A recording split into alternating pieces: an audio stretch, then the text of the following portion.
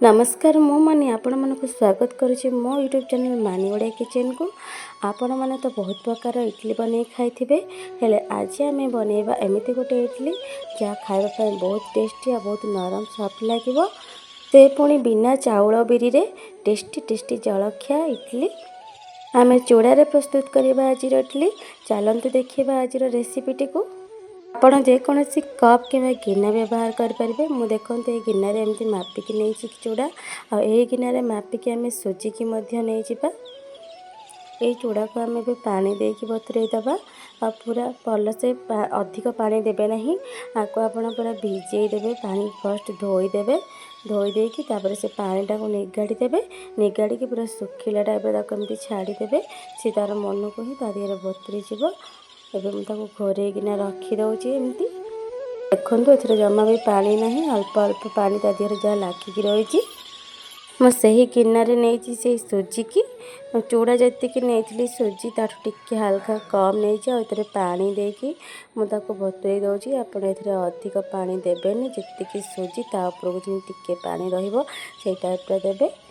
मुझे गोटे grinding jar नहीं जाइए से चूड़ा को दे दूची जेहेतु मु चूड़ा अधिक नहीं से सब जाका हेनी से अधा अधा करके नहीं जाइए। आपड़ चाहिए एका बेले नहीं पारे जी कम बेसी देखिए ने। एबे मुझे दही की देदेवी आप जी सुजी नहीं जो गिनारे मापिकी से गिनारे ही आप दही नहीं जाए। मुझे सेमती ही पकई देती दही की मुझे 3-4 चामच पानी दे दूची। पानी अधिक देवेनि अधिक देले पानी हो मुझे ग्राइंडिंग कर देती। देखो ये टाइप बैटरटा को रखिए ना बेसी पतला करेंगे ना बेसी मोटा रखिए।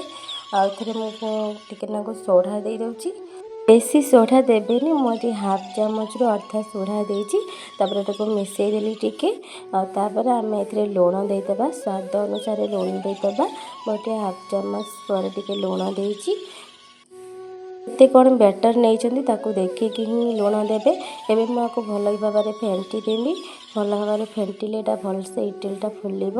एबे देखो मुझे फेंटी देती अब टिके समय घोरेकी रखीदे।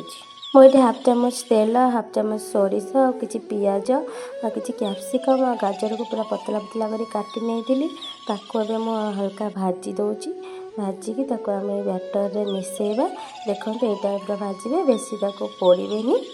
अभी किसी धनिया पत्र को दे दूची धनिया पत्र को छोट छोट कर काटिकी देवे जेहेतु मुझे काटी नी से मुझे छिंडेकी दे देती आपको भल भाव मिसईदबा बैटर सहित मुझे भल भाव मिसई देती एमती छाड़देवा।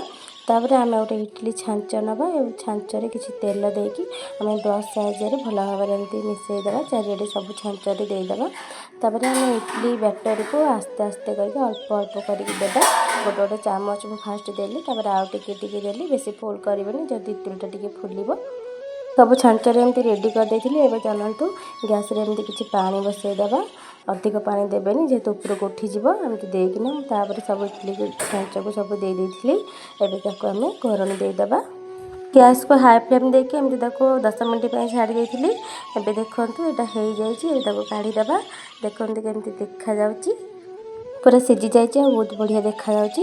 एबे आपको गोटे कपड़ा साहाଯ୍य सब बाहर को काढ़ी देती टिके समय पर ठंडा हाँवा छाड़ी देती।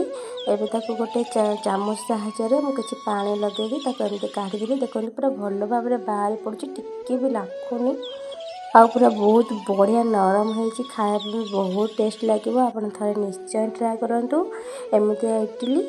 यही इडली को आप तरकारी कि चटनी सहित खाईपारे बहुत टेस्टी लगे। वीडियोटी भल लगे लाइक शेयर करेंगे और सब्सक्राइब करने तो जमा भी भूलें। पुणी देखा आउ गोटे नुआ रेसिपी सहित नुआ वीडियो रे।